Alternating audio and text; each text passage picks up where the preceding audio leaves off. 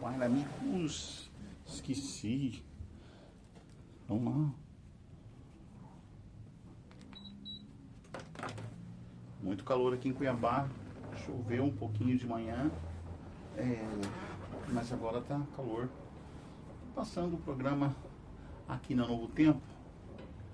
O programa Vida e Saúde.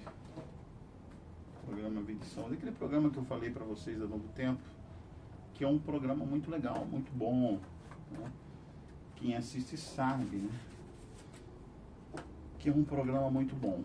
Bom, durante essa semana nós estudamos, né? Nós estudamos aqui, já gravamos com o Robson, o Apocalipse capítulo 7, Robson Antônio, tá? Nós gravamos o Apocalipse 7, que fala sobre os 144 mil selados. Já gravamos aqui. E ele vai ao ar, né? Ele vai ao ar terça-feira, né? Que é o dia do Conectados na Cuiabana FM. Então ele vai pela Cuiabana FM na terça-feira que vem, né? E o Robson explicou direitinho. Gravamos aqui, tá? Ele não vai mais pela Cuiabana, lá no estúdio da Cuiabana. Vai aqui no estúdio aqui mesmo. Nossos estúdios aqui. Aqui na New Life, tá? Nossos estúdios. É aqui mesmo que a gente vai fazer. Estamos fazendo a edição. Vamos fazer uma edição bem completinha para vocês, né? E aí nós vamos exibir para vocês aqui no canal, né? Aqui no Conectados, tá? Acho que o som tá legal aí, né? Beleza. Bem, já também gravamos e já colocamos no ar, né? Você já deve ter assistido aqui no Conectados, nos vídeos aqui no Conectados, a lição, né? Desta semana, toda a lição completa, a lição da escola sabatina dessa semana, né? Que foi sobre o conflito cósmico, né? A lição 9, né? Que o pessoal vai fazer, daqui a pouquinho vai passar, inclusive aqui no Novo Tempo, vai passar a escola bíblica, né? A escola do estudo da lição, com o doutor Emilson Reis, né? Que é doutor em teologia, teólogo Emilson Reis, e vocês podem acompanhar lá no Novo Tempo os comentários dele da lição da semana, certo? Foi a lição que já está aí, né? Nós fizemos em 3 partes a lição. A gente costumeiramente fazemos assim, né? Em 3 partes a lição. E a lição da próxima semana, a partir do dia 1º agora de março, que é sábado agora. Hoje é o dia 28 de fevereiro, o último dia do mês de fevereiro, do 2º mês do ano, 2025. E já amanhã, sábado, né? A maioria do povo de Deus está nos retiros espirituais. Aqueles que não puderam ir, como eu, por exemplo, está fazendo um retiro em casa. Eu estou fazendo um retiro aqui na minha casa, aqui nos nossos estúdios, estudando a Palavra de Deus e fazendo assim um concerto com Deus nesse sábado. Vai ser sábado, domingo, segunda e terça-feira. São 4 dias que o Brasil paralisa. E os funcionários públicos não trabalham, é feriado no Brasil. A vida no Brasil só começa depois da quarta-feira de cinzas, né? Que vai ser dia 5, né? Sábado agora dia 1º, domingo dia 2, segunda dia 3 e terça-feira dia 4. Aí dia 5 de manhã, que é quarta-feira que vem, que começa a vida no Brasil, que acaba o feriado. Olha só quanta perda de tempo, né? Quanta perda de dinheiro, prejuízo que representa esses 4 dias de paralisação. Se bem que sábado e domingo são considerados dias de descanso, de paralisação, mas segunda e terça paralisar e só começar na quarta-feira, eu fico imaginando quanto isso representa de prejuízo, né? Para os cofres públicos e etc. Mas mesmo assim, muita gente ganha dinheiro com isso, né? Principalmente aquelas pessoas, aqueles comerciantes que vivem no circuito das cidades, que brincam o carnaval, né? que caem nesses dias nas festas de Momo, né? E dizem que o Brasil, que o melhor carnaval do mundo é no Brasil. Quem ganha com isso é o turismo de Salvador, o turismo do Rio de Janeiro, de São Paulo, os donos de escola de samba, o pessoal que trabalha na área de serviço, de costuras, que fazem aquelas fantasias, os pequenos comerciantes que vendem bebidas alcoólicas, que vendem água de coco, etc. E alimentação, né? Para os foliões nas cidades, por exemplo, de Recife, nas cidades aí de Salvador, do Rio de Janeiro, São Paulo também, que tem um carnaval também. E culturalmente eu não vejo o que isso acrescenta para o Brasil, né? Mas as pessoas que não são crentes como nós, que não são cristãos como nós, elas acham que isso acrescenta para a cultura do nosso país, né? Para que o nosso povo aprenda um pouco de história. Aí, algumas escolas de samba escolhem um enredo lá, escolhem um tema e desfilam fazendo fantasias. Fantasia, o nome já diz fantasia, não é verdade, é uma fantasia, né? Sobre essa cultura, principalmente a cultura africana, né? Dos deuses orixás africanos, né? Que aí remete a quimbanda, umbanda, macumbaria e vai outros mais, os deuses de origem africana. E pouco reportam, aí tem algumas escolas que tem o sincretismo, né, que pouco reportam alguma coisa do cristianismo. Então eu sei que algumas escolas terão ali carros alegóricos, eu não sei se em São Paulo, Rio de Janeiro, mas que pretendem mostrar a imagem de Cristo pregado na cruz. Não sei qual é o objetivo do enredo da letra, né, do samba, né, que essas baterias, que esses ditos cultura, né, arte e cultura, eles vão falar sobre Cristo, né? Provavelmente ali deve ter um historiador, né, dentro, mesmo no enredo da letra do samba, da escola de samba, deve ter um historiador que oriente o compositor, quando cria aquelas letras dessas músicas, oriente pelo menos um pouquinho, né, dentro da parte escriturística da história. A Bíblia, por exemplo, né, quando fala um pouquinho de Jesus. E a gente falou aqui da lição dessa semana, que falou sobre o conflito cósmico. Semana que vem, já sábado, amanhã, já vai ser sobre regras de engajamento, será a lição 10, né, regras de engajamento. E a gente vai esperar chegar sábado para a gente gravar aqui a lição da semana que vem. E nós estamos estudando aqui no Conectados também o livro Eventos Finais, né? Nós falamos eventos finais da Casa Publicadora Brasileira, da escritora norte-americana Ellen Goodwhite, né? Essa é a edição de 2023, tá? Eu penso que essa aqui é a última edição do livro Eventos Finais. E nós tínhamos parado no capítulo, nós terminamos o capítulo 3, quando o capítulo tinha por título Quando Sucederão Estas Coisas, e o próximo capítulo que nós iríamos estudar aqui era a Igreja de Deus nos Últimos Dias, né? Que é um assunto de hoje, né? É o capítulo 4 do livro Eventos Finais, tá? A Igreja de Deus nos Últimos Dias. E a gente está lendo esse livro, estamos lendo juntos aqui, você está acompanhando conosco, né? E a gente vai ler agora o quarto capítulo.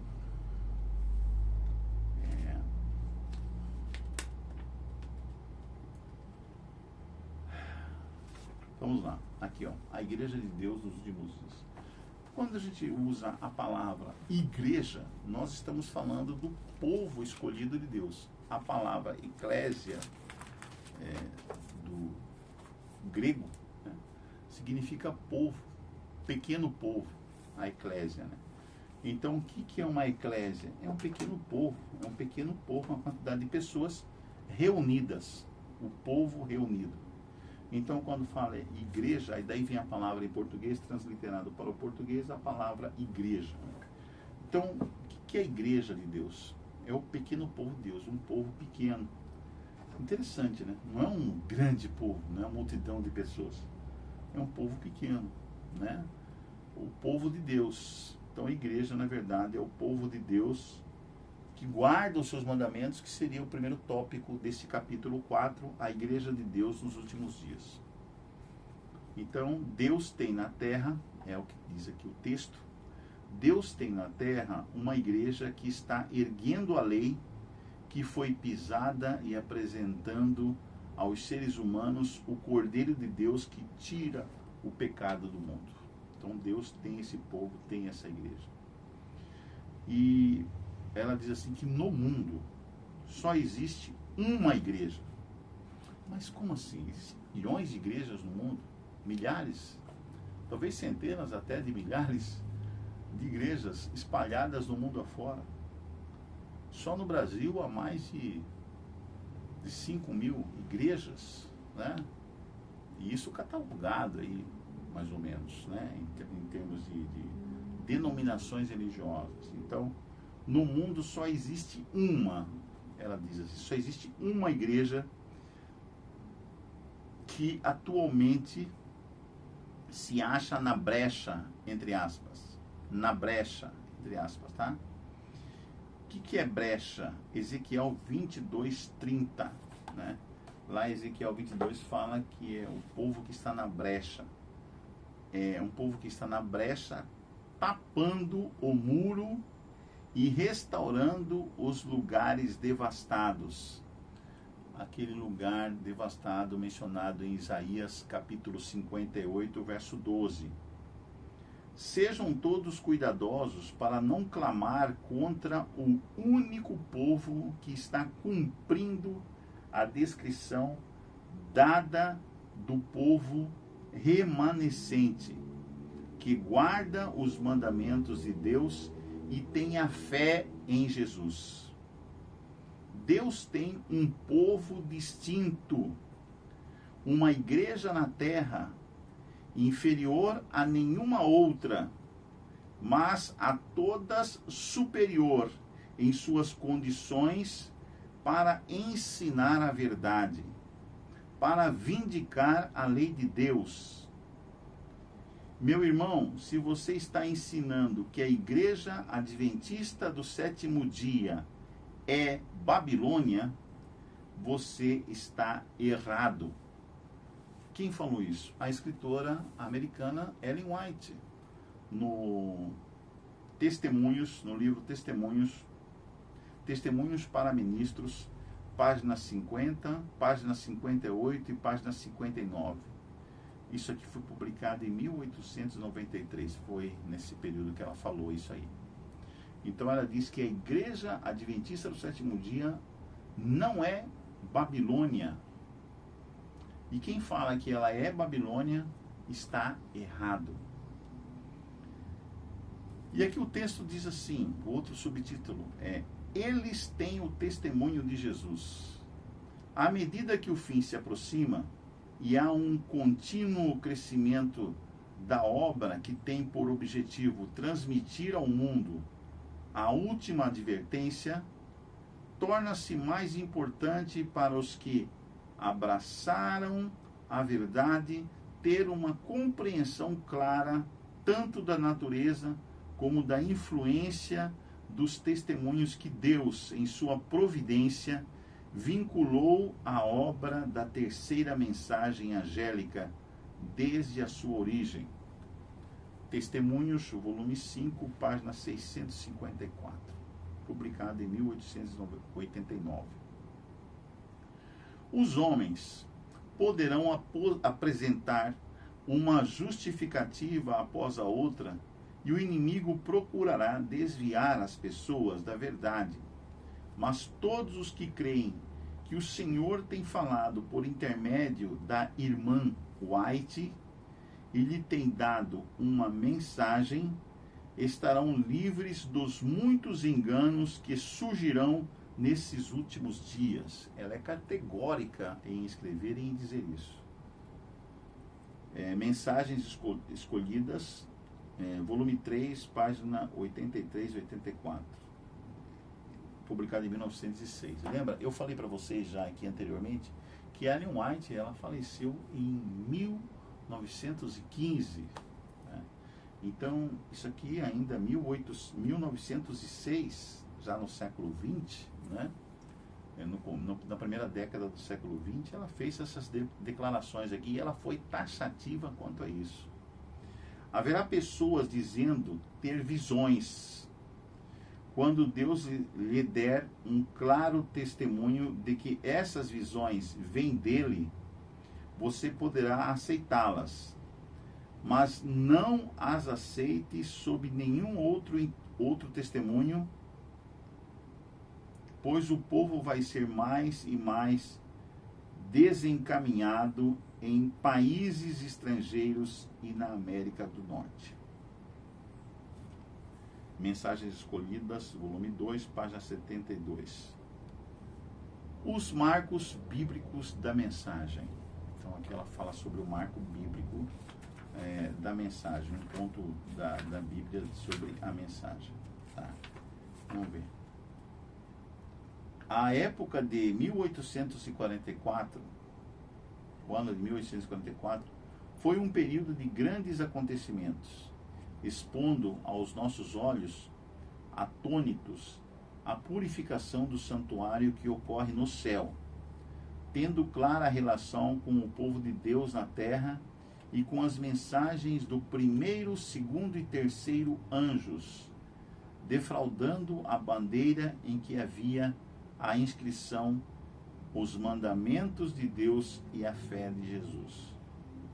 Um dos marcos dessa mensagem era o templo de Deus, visto no céu por seu povo que ama a verdade, e a arca que contém a lei de Deus.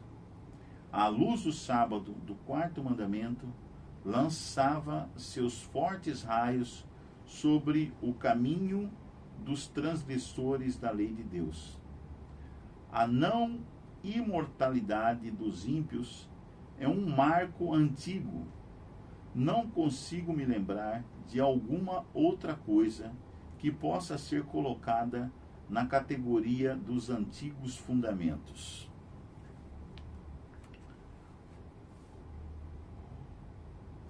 A distinta missão dos adventistas do sétimo dia. Aqui ela está falando dos adventistas do sétimo dia. Nós temos uma distinta missão, o povo adventista.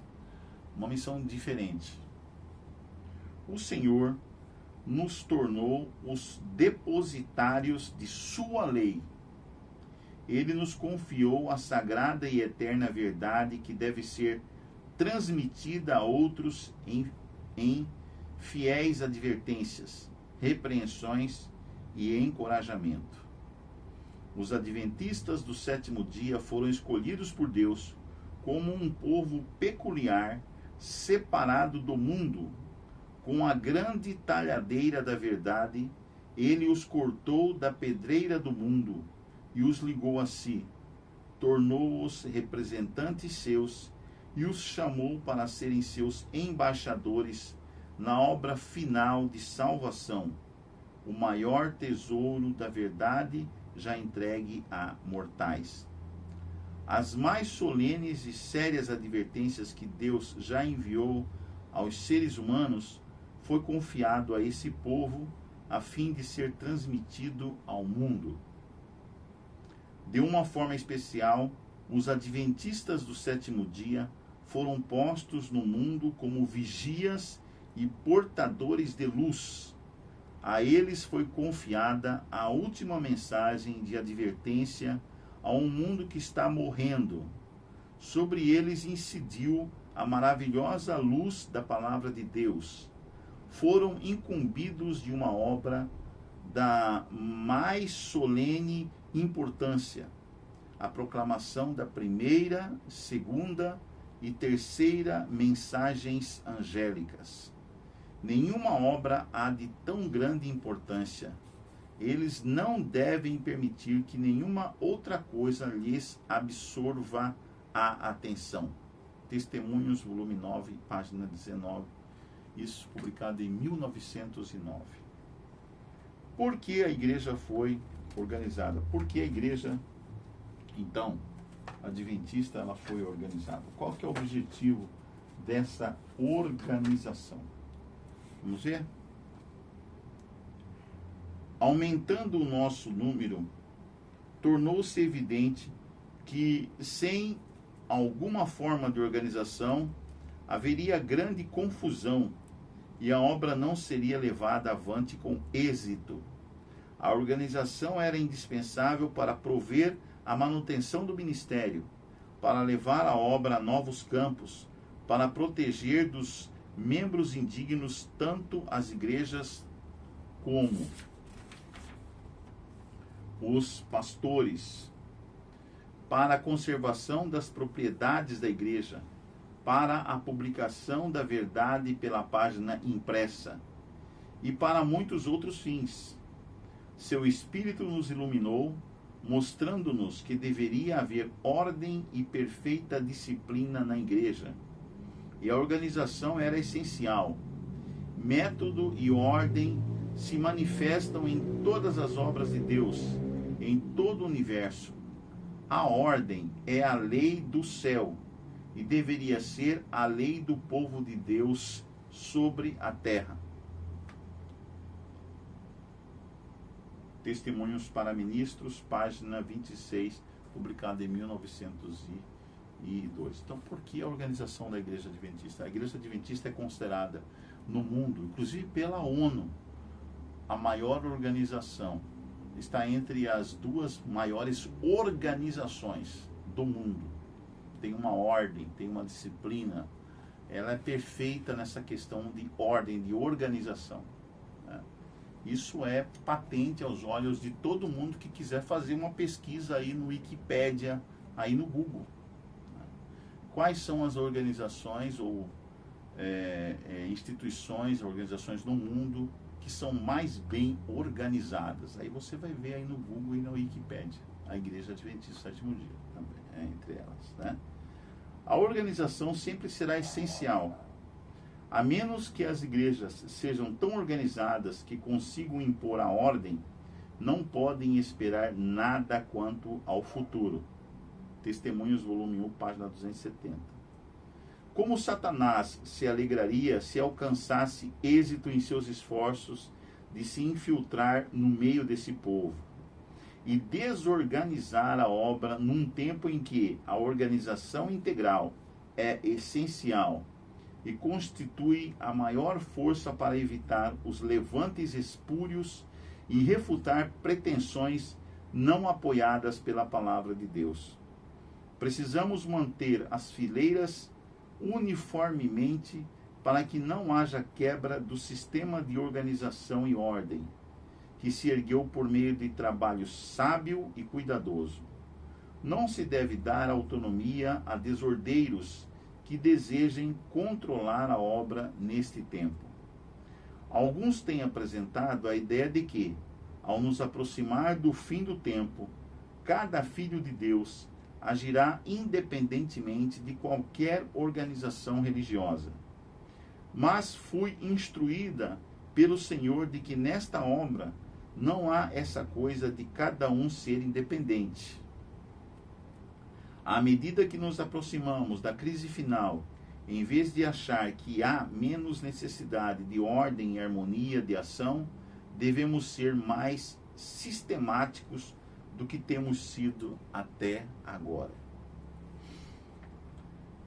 Isso foi publicado em 1892, final do século XIX, já terminando a última década do século XIX, né? Olha quanto tempo isso, né? Esse sistema de organização, né? Já foi introjetado para dentro do povo de Deus, para dentro da Igreja Adventista, né? Por Deus. Então é uma coisa divina mesmo, de muito tempo atrás.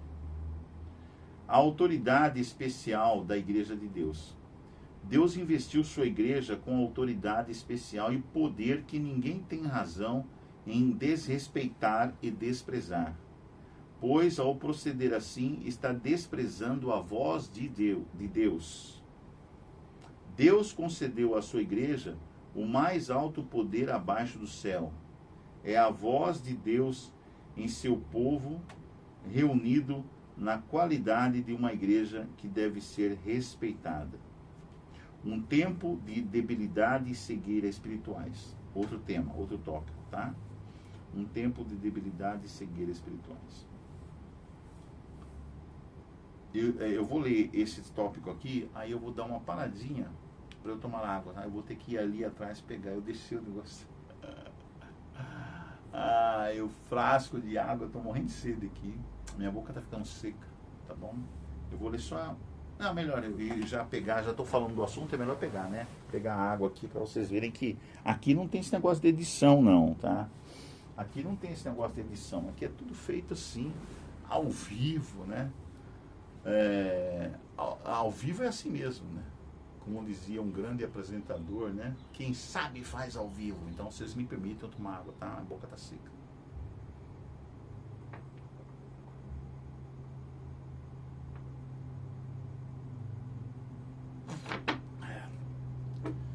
Agora melhorou bastante. A água tá geladinha. A água tá geladinha. Então vamos continuar aqui. A gente estava falando sobre um tempo de debilidade e cegueira espirituais. Foi confirmado tudo quanto declarei em Minneapolis. Houve uma campal, uma conferência, né? Uma reunião dos líderes da igreja, uma campal na cidade de Minneapolis, lá nos Estados Unidos, que precisava haver uma reforma nas igrejas. Isso foi em 1888, essa campal de Minneapolis, tá?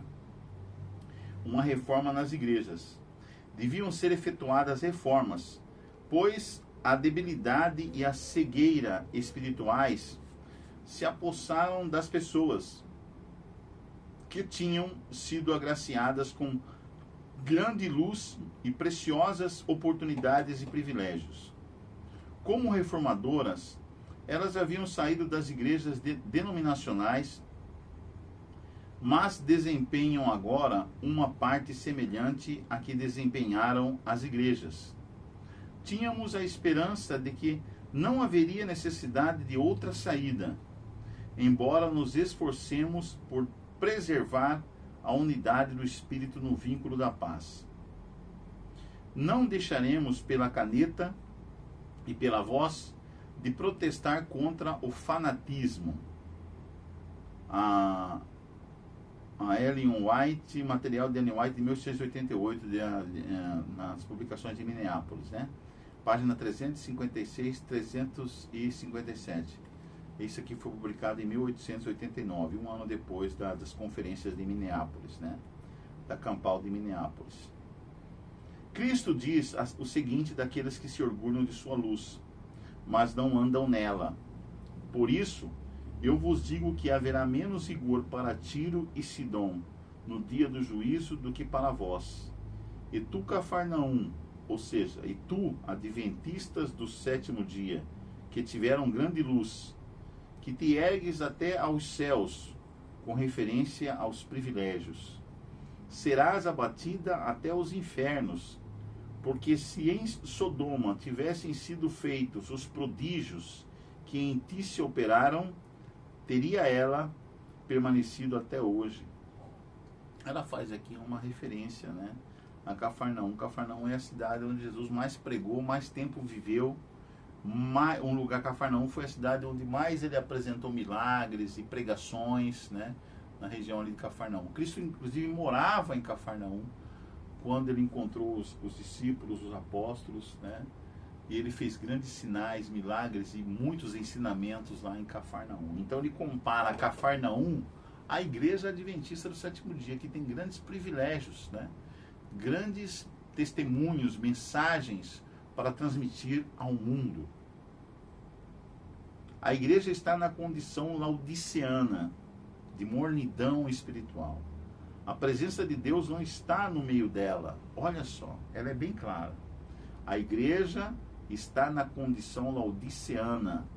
A presença de Deus não está no meio dela. Isso aqui é sério, para que nós pensemos sobre esse assunto odiernamente.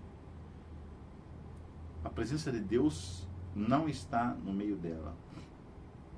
Isso ela publicou, foi publicado em 1898, né, página 99 do NL1. O que significa mesmo NL1. Vamos lá ver.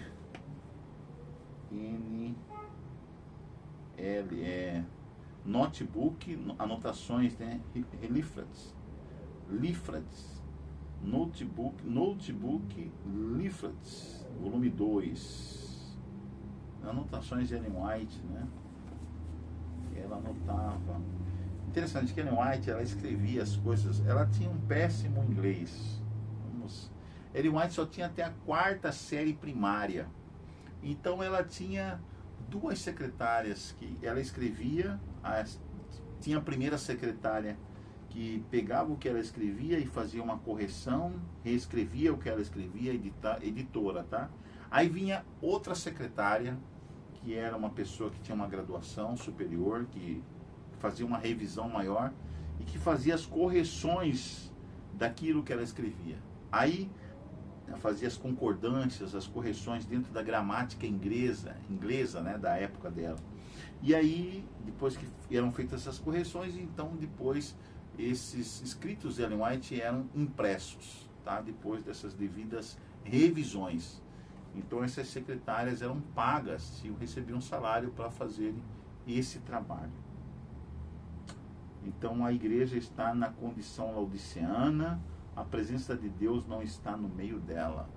Isso escrito de Ellen White, ok? Abuso de poder na sede da igreja. A própria Associação Geral, olha, a Associação Geral, que é o órgão que comanda toda a igreja adventista do 7º dia no mundo todo. A própria Associação Geral está se corrompendo por sentimentos e princípios errados. Os homens tiraram vantagem injusta daqueles que eles supuseram estar sob seu domínio. Determinaram coagir os indivíduos por bem ou por mal. O poder arbitrário que se tem desenvolvido, como se a posição tivesse feito dos homens deuses, faz-me temer e deveria causar temor.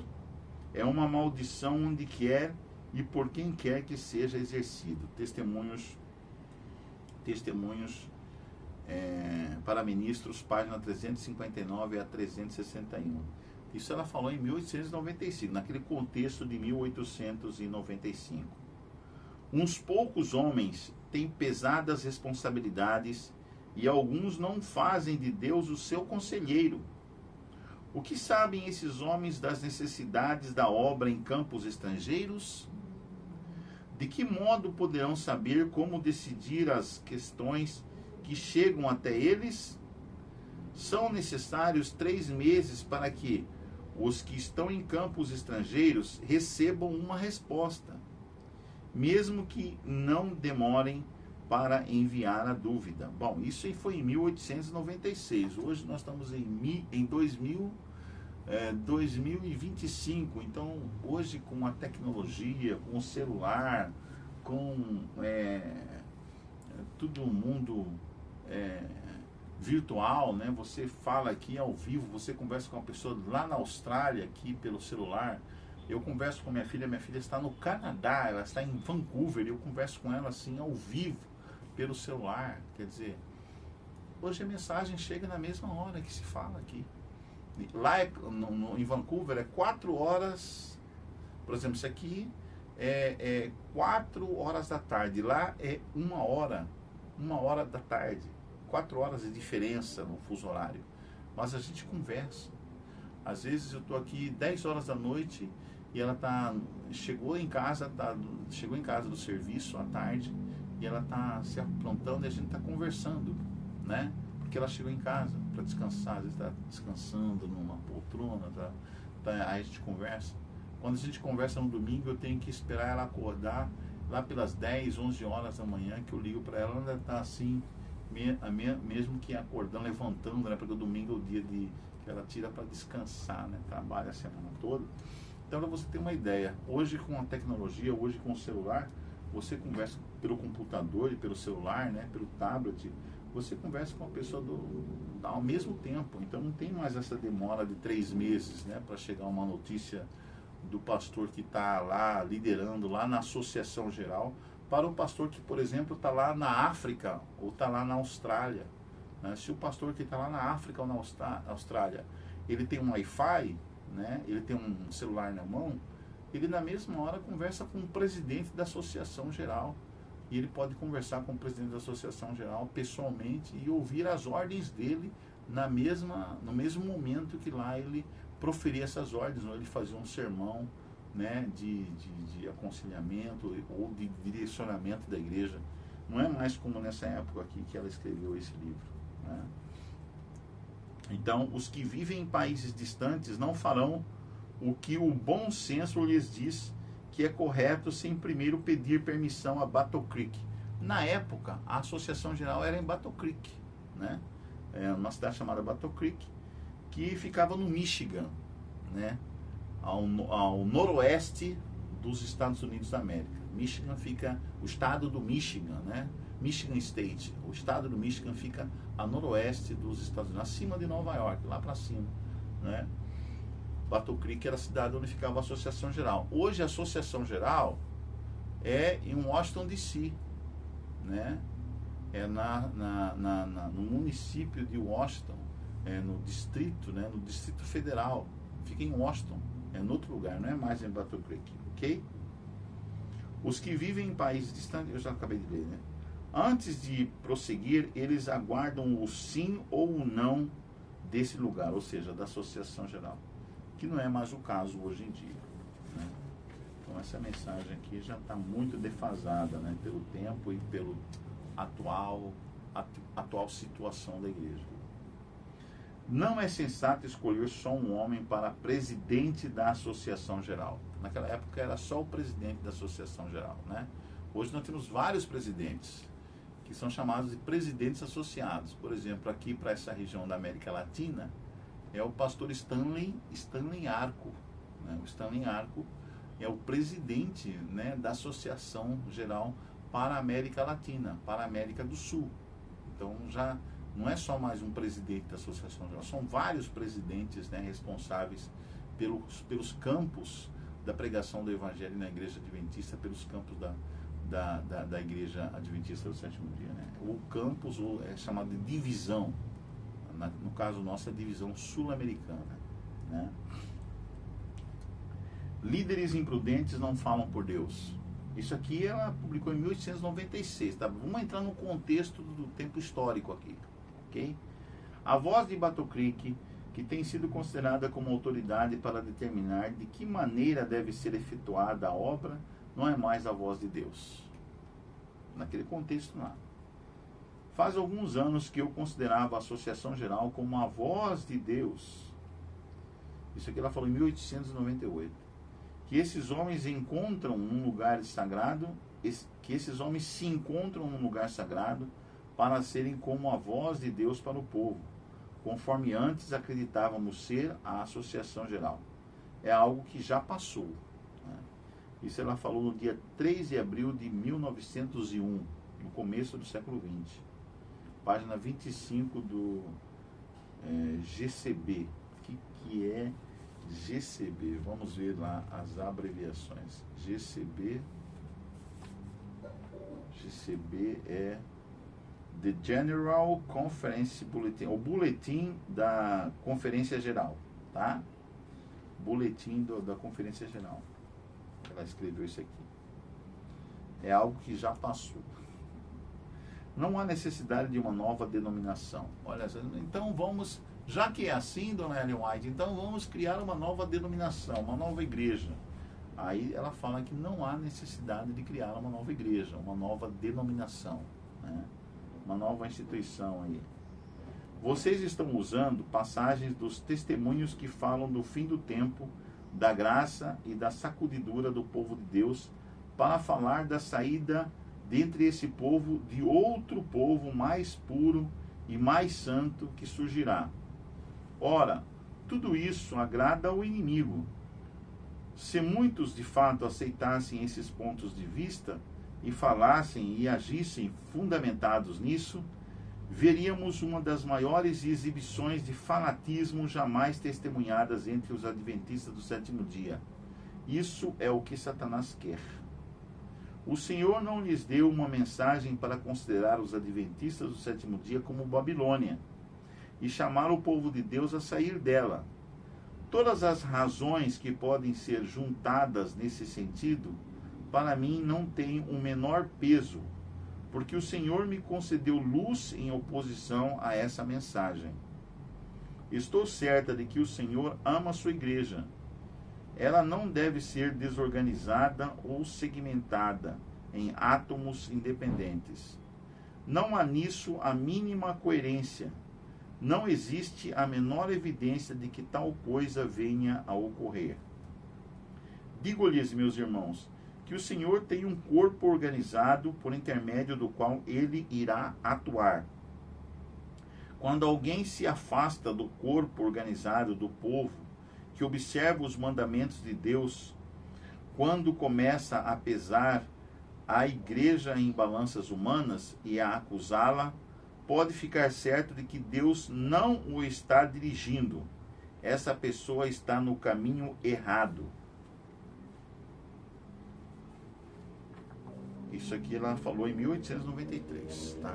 Então não há necessidade de criar uma outra igreja. A igreja de Deus aqui na terra, representando o povo remanescente e o povo representante de Deus aqui na terra, é a igreja adventista do sétimo dia. Deus colocará tudo em ordem. Não há necessidade de duvidar, de estar temeroso de que a obra não seja bem sucedida. Deus está à frente da obra e colocará tudo em ordem. Caso haja coisas necessitando serem ajustadas na direção da obra, Deus cuidará disso e atuará para endireitar todo erro. Tenhamos fé que Deus vai conduzir a nobre embarcação que transporta o seu povo em segurança até o porto.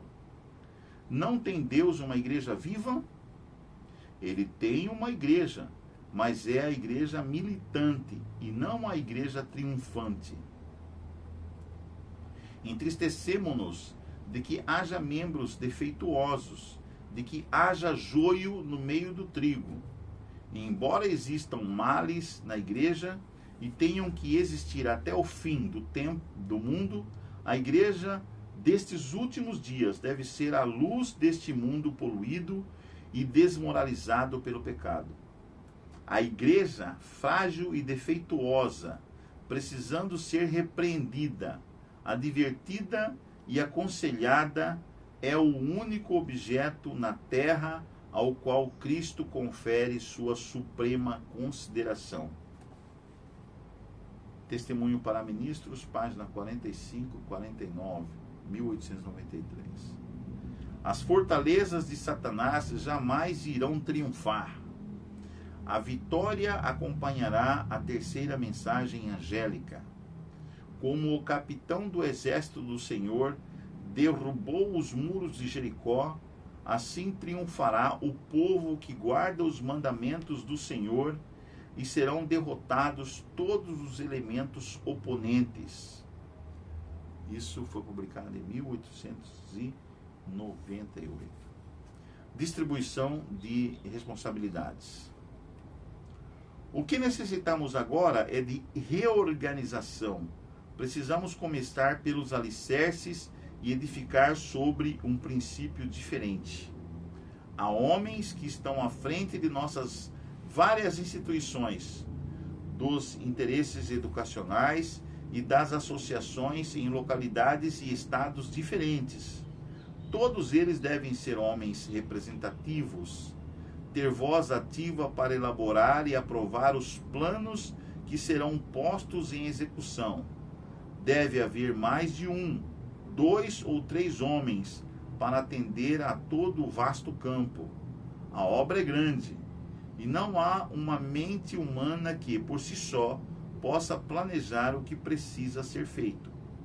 Quero destacar que Deus não concedeu poder como de um rei a ninguém em nossas fileiras, para controlar este ou aquele ramo da obra.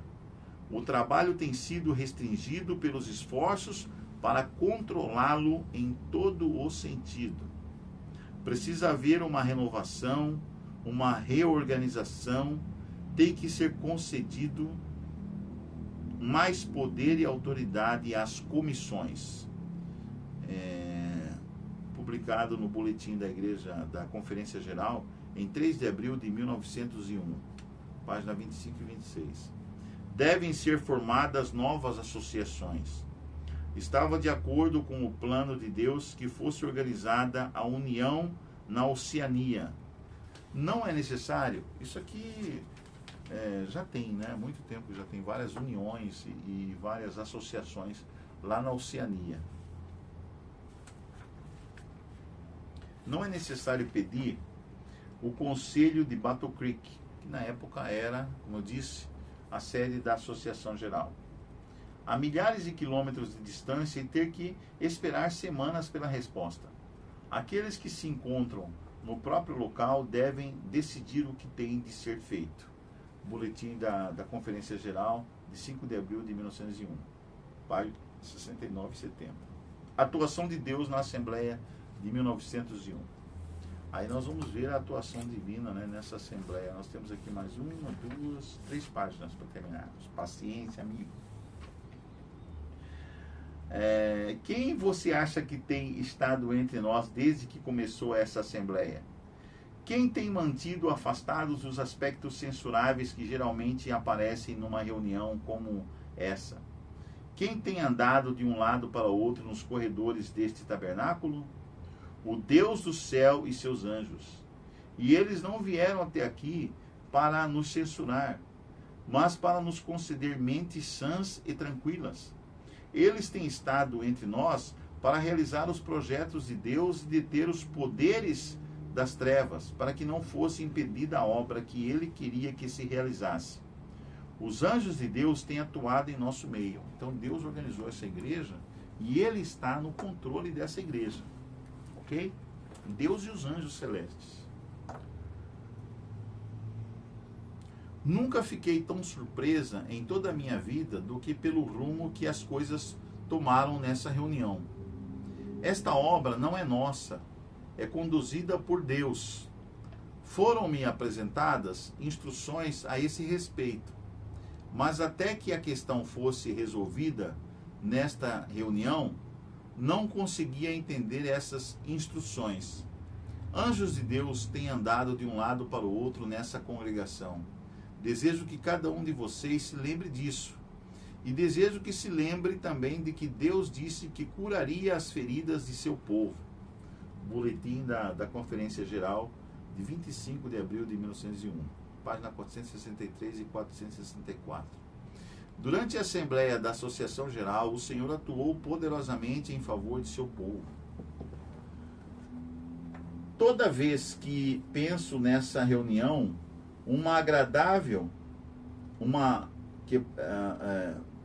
toda vez que penso nessa reunião, uma agradável solenidade se apodera de mim, despertando um profundo senso de gratidão. Vimos os majestosos passos do Senhor ao nosso Redentor. Louvamos seu santo nome, pois ele trouxe livramento ao seu povo. Revista Review and Herald, do dia 26 de novembro de 1901.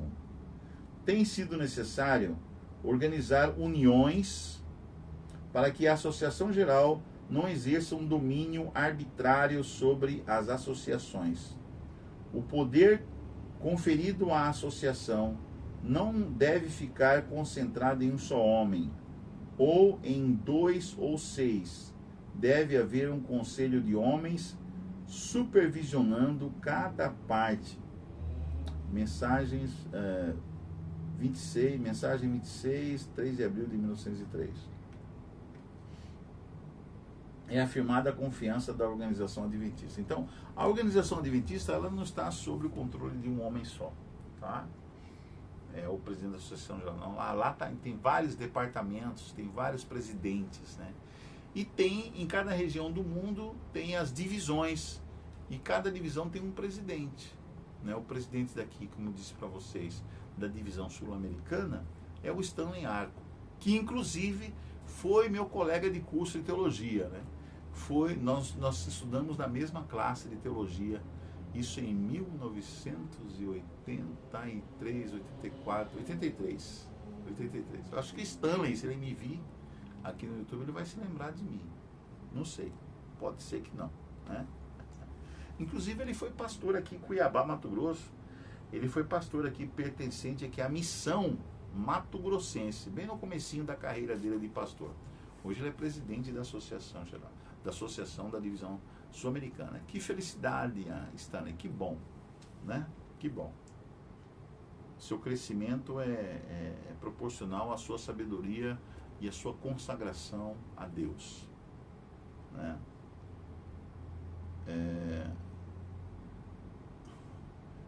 Reafirmada a confiança na organização adventista. Não podemos nos desviar agora do fundamento estabelecido por Deus.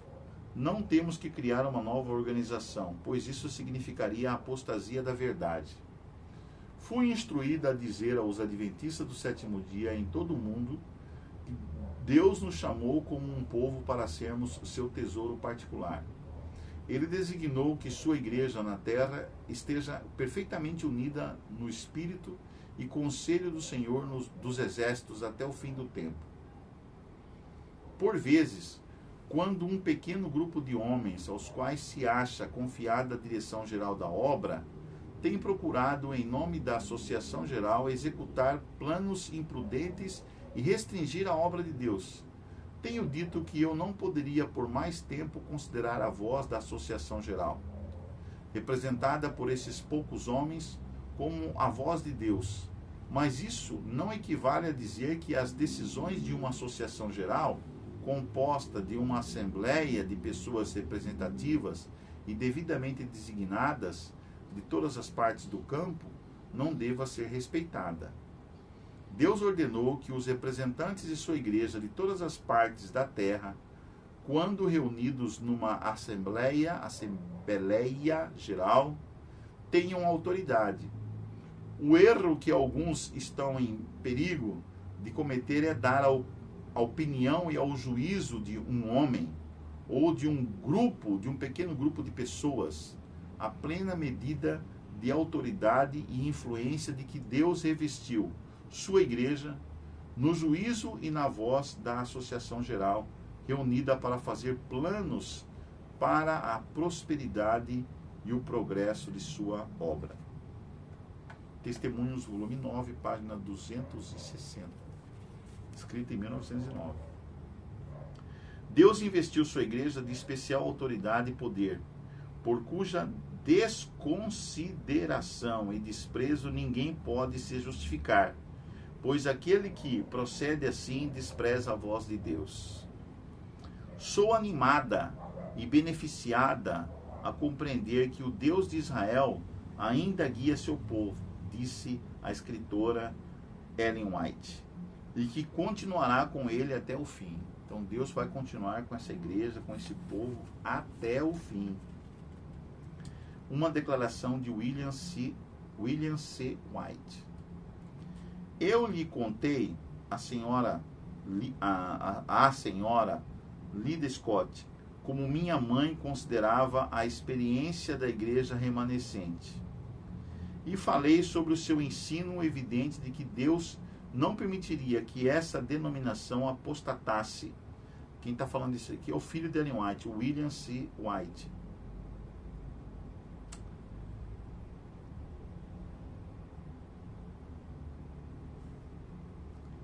Ele diz assim, vamos falar de novo. E falei sobre o seu ensino evidente de que Deus não permitiria que essa denominação apostatasse tão completamente, a ponto de surgir outra igreja. Carta de William C. White a E. Andrews, de 23 de maio de 1915. Essa parte do livro aqui, quem escreveu foi o William White, filho de Ellen White. O reavivamento espiritual ainda é necessário. Certo dia, por volta do meio-dia, eu estava escrevendo sobre a obra que poderia ter sido realizada na última Assembleia da Associação Geral de 1901, caso os homens que estão nos cargos de confiança tivessem seguido a vontade e os caminhos de Deus. Os que receberam tão grande luz não têm andado na luz. O encontro foi encerrado e a situação não foi resolvida. Que difícil, né? Que situação. Esses homens não se humilharam diante de Deus como deveriam ter feito. E o Espírito Santo não foi concedido. Rapaz, não era fácil ser uma das pioneiras da igreja adventista, né, como a Ellen White foi, né? E nem mensageira, né, para o povo adventista naquela época. Eu havia escrito isso muito tempo antes, quando tinha perdido a consciência e me parecia estar presenciando a cena em Battle Creek. Estávamos reunidos no auditório do tabernáculo, foi feita uma oração, um hino foi cantado e outra oração foi oferecida. Uma súplica fervorosa foi feita a Deus. A reunião foi marcada pela presença do Espírito Santo. Diz ela aqui. Ninguém se orgulhava de ter feito uma confissão sincera, e aqueles que dirigiam essa obra eram os únicos que tinham alguma influência, mas não tiveram coragem para confessar seus pecados. Havia uma alegria como nunca antes fora vista no tabernáculo. Então voltei à minha consciência e durante algum tempo não sabia onde estava. A caneta ainda estava na minha mão e ouvia as seguintes palavras: isso é o que deveria ter acontecido. Deus está esperando para realizar tudo isso por seu povo. Todo o céu está esperando para conceder a graça. Eu fiquei imaginando onde poderíamos ter chegado se isso tivesse ocorrido durante as últimas reuniões da Associação Geral. Fiquei profundamente impressionada pelas cenas que recentemente passaram diante de mim, à noite. Parecia existir um grande movimento, um trabalho de reavivamento em ação em vários lugares. Nosso povo se movia em fila e respondia ao apelo de Deus.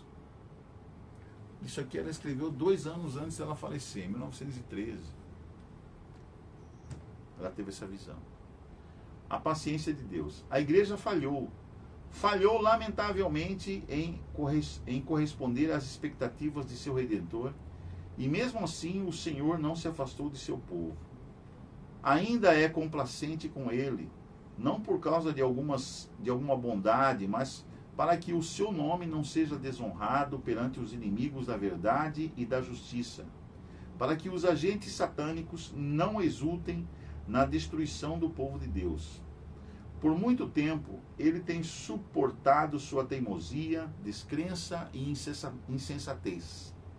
O Senhor os tem disciplinado com admirável clemência e compaixão.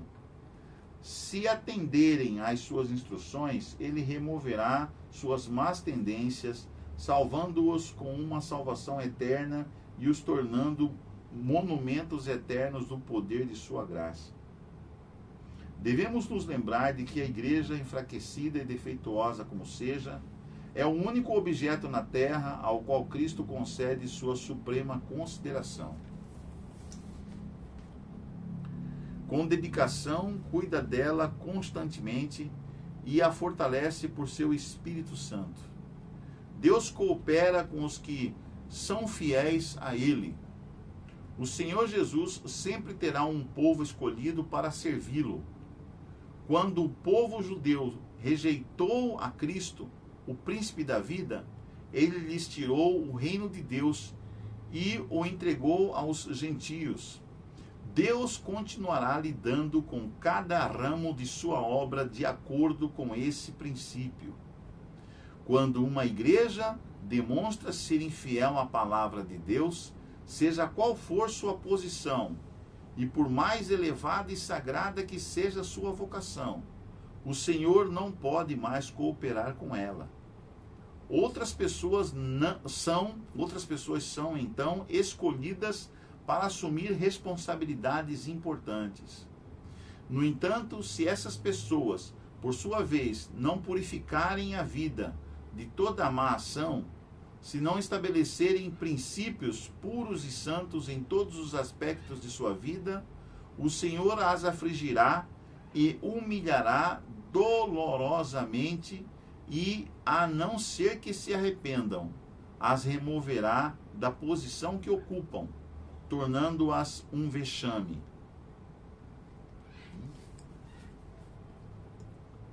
Julgados pela luz concedida. A Igreja Adventista do Sétimo Dia será pesada pelas balanças do santuário.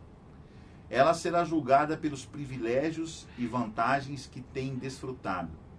Se sua experiência espiritual não corresponder às vantagens que, a preço infinito, Cristo lhe concedeu, se as bênçãos que lhe foram concedidas não a habilitarem para fazer a obra que lhe foi confiada, sobre ela será pronunciada a sentença, achada em falta, pela luz que lhe foi concedida, pelas oportunidades dadas, ela será julgada. Pesado, hein? As solenes advertências evidenciadas pela destruição de instituições valiosas e úteis que nos dizem: lembre-se de onde caiu, arrependa-se e pratique as obras que praticava no princípio. Apocalipse capítulo 2, verso 5.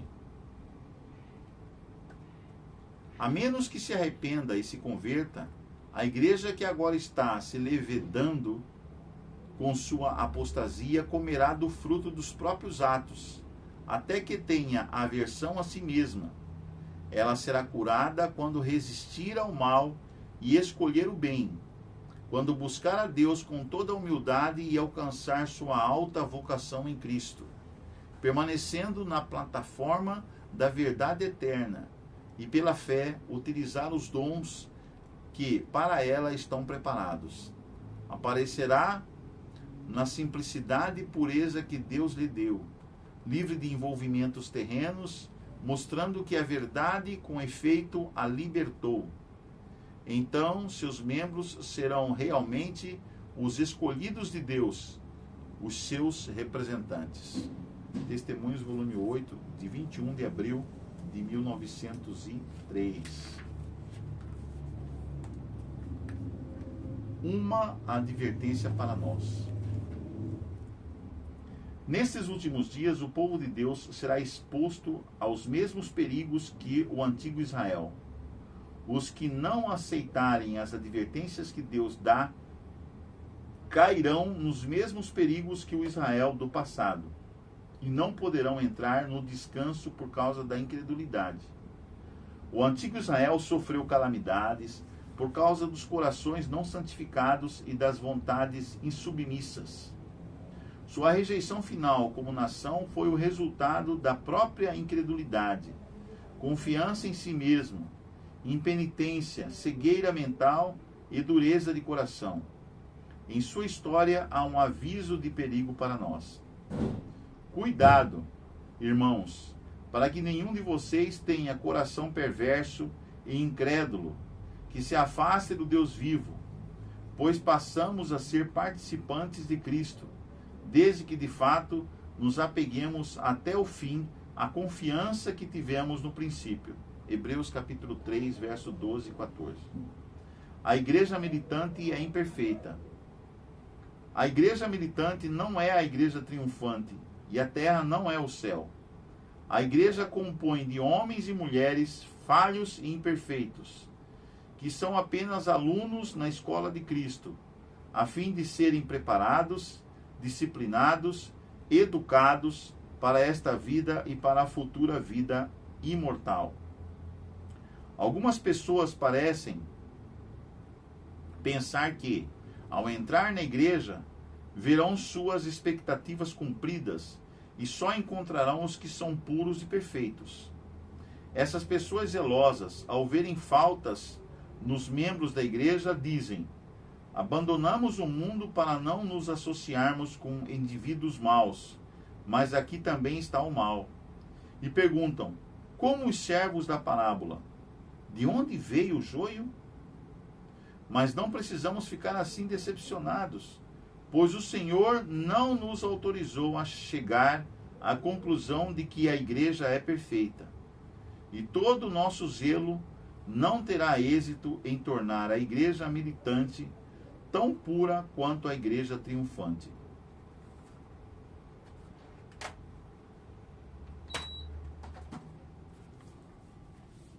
A igreja triunfante. A obra está prestes a ser concluída. Os membros da igreja militante que se demonstrarem fiéis farão parte da igreja triunfante. A vida de Cristo estava repleta da mensagem divina do amor de Deus, que ele desejava intensamente transmitir aos outros. O rosto dele irradiava compaixão e sua conduta se caracterizava pela graça, humildade, verdade e amor. Todo membro de sua igreja militante deve manifestar as mesmas qualidades se deseja fazer parte da igreja triunfante. Assim terminamos esse capítulo, tá? Página 40 aqui. O próximo capítulo que nós vamos estudar juntos, tá? É o capítulo 5, a vida devocional do remanescente. Como deve ser o devocional, né, do povo de Deus remanescente nos últimos dias, nos últimos tempos, tá? Nós estamos aqui terminando o capítulo 4, né? O assunto foi a Igreja de Deus nos últimos dias, tá? É o título que você vai encontrar aqui nas descrições, a leitura deste livro maravilhoso, sabe? O livro Eventos Finais, de Ellen G. White. Então, no próximo vídeo aqui do livro, né, o capítulo 5, a vida devocional do remanescente, ok? Um grande abraço para você e sua família, e eu vou pedir para você, tá? Que você nos ajude aqui no Conectado 7, que você nos ajude aqui para que nós possamos manter o canal funcionando, tá? Então você pode enviar para nós aqui uma quantia de apenas R$20, ou se você puder mais, tá? Mais de R$20 aqui no nosso Pix, na nossa chave Pix, e nós enviaremos para você esse guia de estudos Apocalipse, Revelações de Esperança, ok? E aí você pode ajudar aqui o canal, ser membro, colaborador aqui do canal Conectado 7. Nós enviaremos, que é o estudo completo aqui dos estudos do Apocalipse, que nós estamos fazendo todas as semanas aqui no Conectado 7. E também, se você ainda não tem a assinatura das revistas Nosso Amiguinho Júnior, para crianças de 5 a 9 anos de idade, né? Ou não tem ainda, a sua família não tem ainda a assinatura do Nosso Amiguinho, tá? Para meninos e meninas de 10 a 15 anos de idade, ok? Um reforço escolar para seus filhos que estão em idade escolar, tá ok? Isso aqui é um reforço importante, a revista mensal, é uma revista mensal, tá? E também você pode fazer assinatura para sua família da revista Vida e Saúde, que é para toda a família, que ensina você na família a fazer deliciosas receitas culinárias e outras coisas mais que ajudarão a sua família a ter uma saúde mais completa. O povo adventista é conhecido no mundo inteiro como o povo da saúde, né? Como o povo que preserva a sua saúde. Então você pode nos procurar, tá aqui nas descrições aqui embaixo do vídeo, os valores anuais da assinatura dessas revistas, ok? Você pode nos procurar, também tem o nosso número aí. Você entra em contato no nosso Zap, nessa região de Cuiabá e região aqui. Ou então você pode entrar em contato conosco aqui pelo WhatsApp, qualquer parte do Brasil. E nós enviaremos para você, você manda no nosso Pix, né, o valor da assinatura, e nós enviaremos para você em qualquer parte do Brasil a assinatura, em qualquer parte do mundo, né, pelos correios, nós enviaremos para você, então, a assinatura da revista Nosso Amiguinho, ok? E também a revista Vida e Saúde e o Nosso Amiguinho Júnior. Um grande abraço para você, meu amigo, minha amiga, e não se esqueça de tudo que você tem ouvido, a suma teme a Deus e guarda os seus mandamentos, porque esse é o dever de todo homem, porque Deus vai lhe trazer a juízo todas as coisas, até aquelas que estão escondidas, quer sejam coisas boas, quer sejam coisas más. Tchau, tchau. Até o próximo Conectados 7 Podcast. Bye.